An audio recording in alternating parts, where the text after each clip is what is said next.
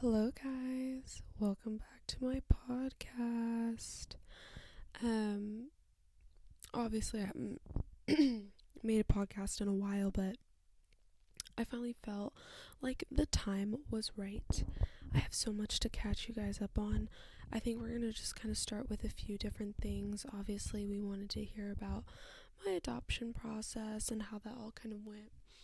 After, meeting everyone over the phone, that idea of getting to see them was really exciting, but now that time has passed, I'm cool if I meet them. I would love to meet them, but it's not like really something I grasp for anymore since I know like what they're going through and what their lives are like. So that was kind of a quick wrap up. If I meet them, I would be excited to tell you guys about it, but there was nothing really to that. However, I did want to talk about my relationship today because I feel like I realized how important it was to me.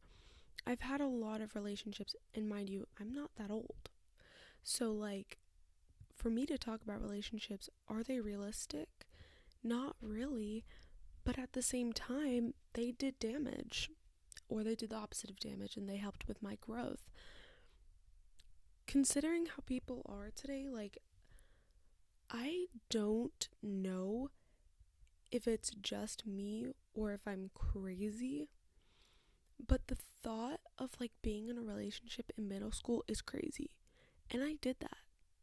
But realistically, I didn't, because it was like one of those in school relationships, and then you would just FaceTime them when you got home, but like you guys never hung out outside of school.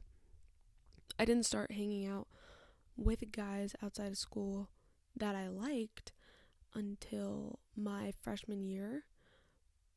And that relationship was fine, but I just ended it because I didn't feel anything. I was just more excited at the fact that I could finally go out or him come over to my house. But once that excitement faded, I realized I wasn't really, there for the relationship, unfortunately. Um, and then after that, it kind of went downhill, unfortunately. One thing I had to learn was like my worth is not within a man, it's within God. But I also realized that I am excited for whatever relationship is going to come. However, I pushed it and thought, okay, maybe this guy's the one, when most of the time he wasn't. There was one guy I had eyes for, who's my boyfriend now. We played soccer together when I was like 12, when we were like 12 or 11, because I was on a co-ed team at the time, and I like instantly liked him. Like, I would text him. Sorry, it's a bit shaky. I wonder if I can like prop it up. Hold on. Like with a book.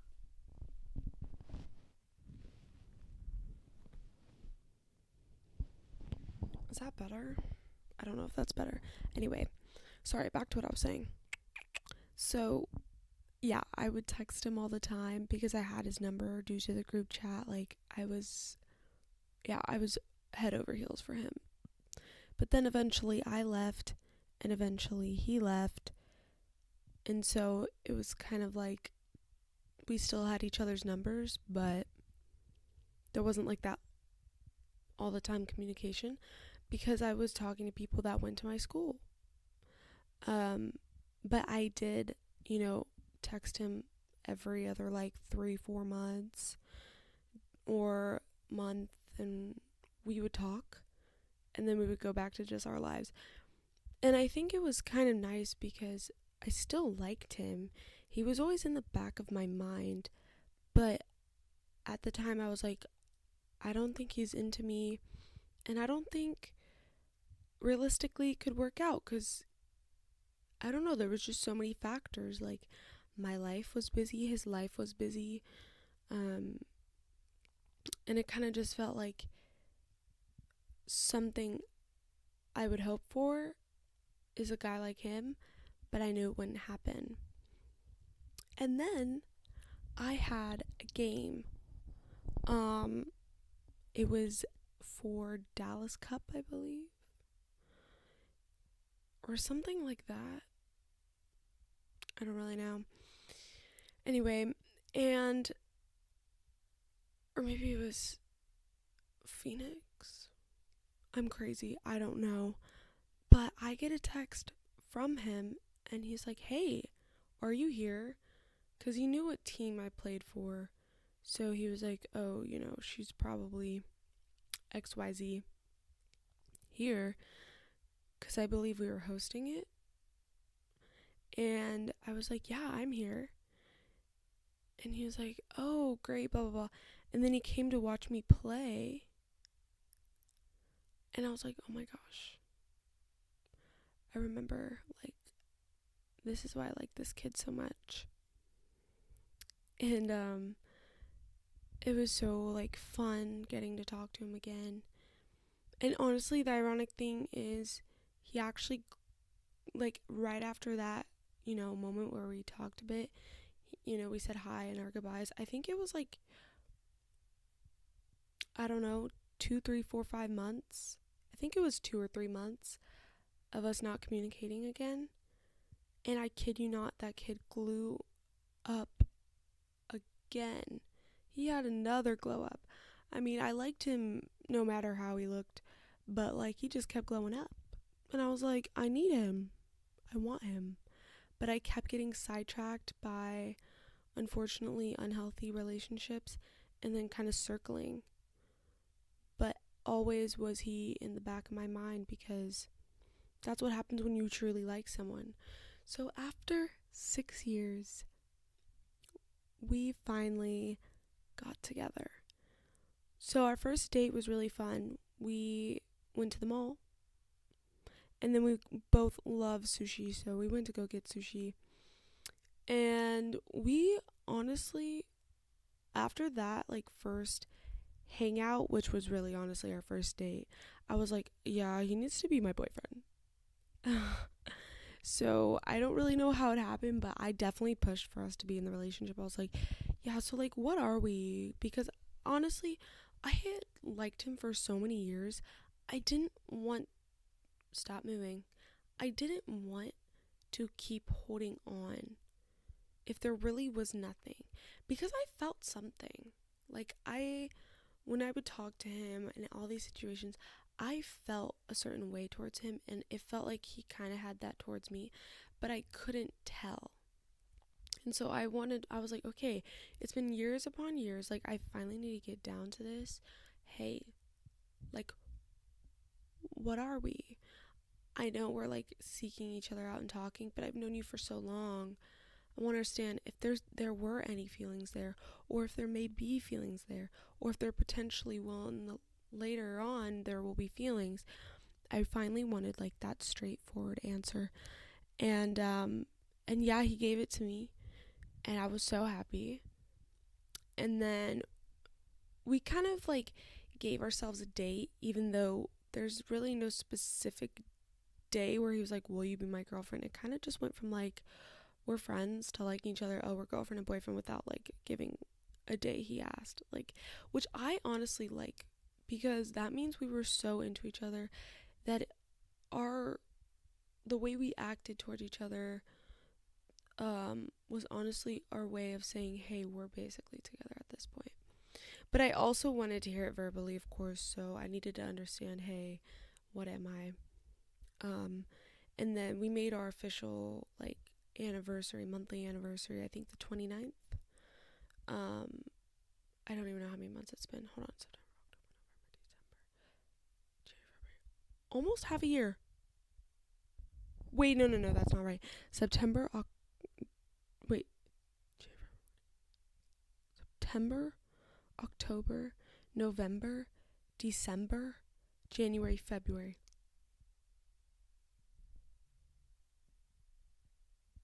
It's about to be half a year. Sorry, hold on. What? That is insane. See, this is the thing. When you really love someone, like, time goes by so fast. Like, I don't know how to make that clear. I could say it feels like we've been together for 3 months. Maybe for him, he could say it feels like we've been together for years because I'm a pain. But honestly, I think he went on a trip to Dubai. And while he was gone, like, my feelings grew. And that distance only made my feelings stronger. And so when he came back, he told me he loved me. And I was like, distance isn't always a bad thing. I feel like a lot of people talk about that where they're like, distance is going to ruin relationships. But I don't remember what poem it was that I read in school, but this man was very strong on the idea that distance is a good thing because it strengthens the relationship. If you can get through distance, you can get through anything. And so even though he was gone for like 2 weeks, I was like, hey, like, I just feel stronger towards you. And I do know that sometimes when he leaves, I will get really upset or cry about it. I won't lie. But sometimes I do it because I'm also really happy that I got to spend the day with him. Or I'm really happy that we get the opportunity to hang out for even 2, 3, 4 hours. Because honestly, 2, 3, 4 hours sounds long, but in reality, when you're with someone that you love, it feels like 30 minutes. So every second that I do get with him, it's great because we are both busy bees. We have things to do.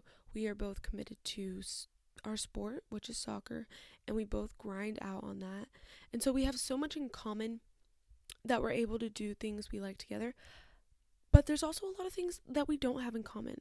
I'm very artsy. And not to say that he's not. He is too. But I like to write poems. I like to do YouTube. I like to paint. I like to sing. I like to play the keyboard. I like to just do all these things because I'm just really into anything that can bring creativity out of my brain. While he's more relaxed and very simple, and he's very smart. He's very smart. Financially, he's very smart. So our worlds together, honestly, go so well together because what he might not have, I can provide for him. And what I don't have, he provides for me. And then we have our common ground, which is what we like to do together. Um, we both like a lot of things that maybe other people I was with didn't like. Like, for instance, I love anime. Like, that's something I enjoy. But not a lot of people like anime. I mean, there's more than there was, like, back then, but not a lot of people like anime. So a lot of the guys I would get with, I would try to watch that with them. And they were like, oh, this is cringe, this is cringe. And I would just have to be like, okay, it's fine. Like, we don't have to watch it. But then there was nothing that me and that guy would like or enjoy to do together. Another thing too is he's so thoughtful. I love gifts. I love all of them, but I do really love gifts. Like, a gift means so much to me. He got this necklace for me actually, but setting up a date, going out, getting me flowers, all those things mean so bloody much to me. And he understands that and he pursues that. And I love gift giving. Like, I love to give gifts. So I'm still trying to navigate exactly what his love language is. But I do know that every man loves physical touch. So I'm always trying to hug him and hold his hand. He likes PDA. I have to embrace it. I'm not a PDA person. I'm not. Okay? I just can't do it. I don't know why. But PDA just, it's not for me. It isn't. And I would probably say it's not for me solely because when I look at other people like kissing or hugging in public, I literally cannot take it. I'm like, get a room. But then when it's you, it's different. When it's you, it's different. So I've almost leaned more towards holding hands with him and things like that in public because I like to show people, hey, this is my boyfriend. I'm proud of him. He's a great man, but also he loves that and he deserves that respect. And I don't want to seem like I don't love him. it's not a crazy sacrifice, but you could say it's a sacrifice. I also know that a lot of the time I start the fights. And I'll say, I think one thing a lot of people will say is people will fight over the smallest things when they love each other, but also it can be dangerous because those small things can cause y'all to have bickering and fighting, and he might not be able to hold withstand all that. So I'm trying my best, like, to not do that, but it can be the littlest things that I get upset over, and then 5 seconds later I'm like happy, smiling, laughing, giggles. But he's just such a supportive man. And if I the best thing is communication. Okay, you don't realize how important communication is until you get older. I mean, of course, it's not to say that kids don't understand it. Some do, but I didn't. I just kind of went with the flow, and if I was upset, I was upset, and I would just stay quiet. But for him, he's like, we need to talk this out. Like, here's what's going on with me, what's going on with you. Let's discuss how we can get past this. And I'm like, I gotta take all that in that you just said, because I don't, I wasn't respected like that with other guys. They kind of would just get past my feelings, yell at me, and that was it. And if I tried to open up to it, I'd get shut down. So I always say nothing because I don't want the other person to feel bad. But when you're in a relationship with someone you love, saying what you don't want them to always hear isn't always a bad thing. Now, me going, I think you're ugly, which obviously isn't true, but like, that's just a stupid thing to say. Like, or I don't like that you do this, and I wish you would do this. Like, those little things that I used to not do, and I still struggle, but I've gotten so much better. But that's because I have support, someone who understands it's hard for me. And it's just like all around, ooh, this is such a good relationship. And that's why it comes down to the fact that I am an over freaking thinker. Ladies, overthinking isn't always a bad thing.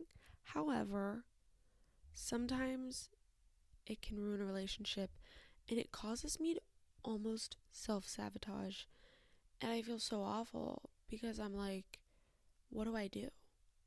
How do I fix what I'm trying to break?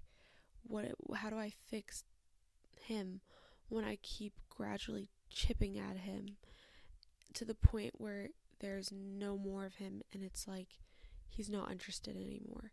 And I think about those things, and I think about our future, and I think about what he thinks about me, and if he really does like me, or if he's just saying that because he doesn't know anything else, because I'm his first girlfriend. He's not my first boyfriend, but I'm his first girlfriend. So my fear is he's gonna be like, there's other things out there. There's other girls out there that I want to be with. Because for me, I was like, I want to try different cultures. I want to understand X, Y, and Z. But then I realized, like, it's not even that. It's just fun to explore and date. But now I'm like stuck on this one man. And now I'm thinking, I'm giving my all to him. What happens if I don't? Like, if it doesn't go as I hope it does? And that's always the fear, of course. But at the same time, do you trust that person? Is there a reason for you guys to break up? And if he breaks up with you, point blank period, then it wasn't supposed to be. It wasn't supposed to happen. If he comes back, no. I was caring to you, I was loving to you, and you broke it off with me. So I definitely know, like, and I understand there is no running back. This relationship, I do think, was bound to happen. Um, you could say I manifested it if you want. Hey, babe, you're probably not watching this, but I manifested this. And I definitely do think there's like a kind of difference in how much I love him and how much he loves me. He always claims he loves me more, but I definitely feel like there's always an imbalance in every relationship where one person likes the other person. And I definitely think I like him more just because I liked him even when he was 12, when he really wasn't like manly looking and kind of chopped. Like, I still thought he was cute, but I really don't think. Now, I was not a cute middle schooler, so I don't blame him. However, I do think I'm always worried about the way I look. I always want to make sure I look good for him. But I also sometimes will go without any makeup just to test him. And then I realize there is no reason to test him. He is faithful and loving, and he loves me no matter what. Now, does that mean I'm going to gain 200 pounds and ask him still, do you love me? No. Obviously, I'm going to take care of my body, and we take care of our bodies together. But I do still like to look good for him. He says I look good anyway, but I still like to do myself up. A lot of people say, girl, like, you know, when you take that makeup off, oh, trust me, I've taken that makeup off, and he still kisses my forehead and says I'm gorgeous. And compliments me on my skin. Like, what more can I ask for? What more? This is honestly, this is my longest relationship that was realistic, besides an 8th grade relationship, which is just nonsense. That was like the whole school year. However, I mean, again, middle school, I wasn't allowed to date anyway, and he was a cheater. In 8th grade, how are you a cheater in 8th grade? That's crazy. But, I mean, yeah, he's supportive. He wants nothing but the best for me. And it's really hard to find people in my generation, Gen Z, like that. It is. It's hard. A lot of people want to party. And not to say that I don't, but I'm also respectful. And I know that I can party without having to intermingle with other men. Like, I love me some partying, but let me go party with my boyfriend. Like, you will catch me do that instead. But anyway, I think it's so important for communication, to express your love languages, and make sure you guys have something in common. Seriously. Because one time I tried to date a guy who was into cars and was very full of himself and didn't find himself attractive, didn't work out, wasn't into sports, didn't like anime, didn't like sushi. I mean, we had nothing in common, and I dated him because he wanted to date me. And I thought, okay, well, he really, really, really, really, really likes me, so I should give him a chance. And don't do that. If you don't like that person, don't get with them. If you really like that person and that person really likes you, get with them. Don't do it because you want a relationship. I got with that guy because he really, really wanted to be in a relationship with me. And it was obvious I didn't want to be in a relationship with him. And I think he just wanted to be able to say that, like, yeah, I bagged Ireland. Yeah, I got her. Because realistically, buddy, it lasted a month and you were annoying. No offense. No, actually, a lot of offense. And we had nothing in common. And it just felt so. It felt like a situationship that lasted a year. And we were boyfriend and girlfriend for a month. And I couldn't even take a month of it. Because, like I said, I hate PDA. But he was forcing it. Forcing PDA in school. It's school. No. Listen, especially the first month with my boyfriend now, like, he had to understand it's going to take me a minute to embrace PDA. And it's taken almost half a year to embrace PDA. But like the other day, we went to the roller skating rink. I embraced the PDA. I was, holding his leg, holding his hand, XYZ.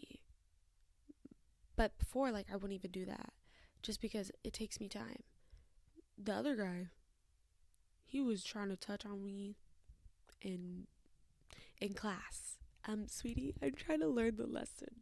Yeah, no, you need to go. So, we learn that a relationship is never one-sided. A relationship shouldn't be a relationship because you want to be in a relationship.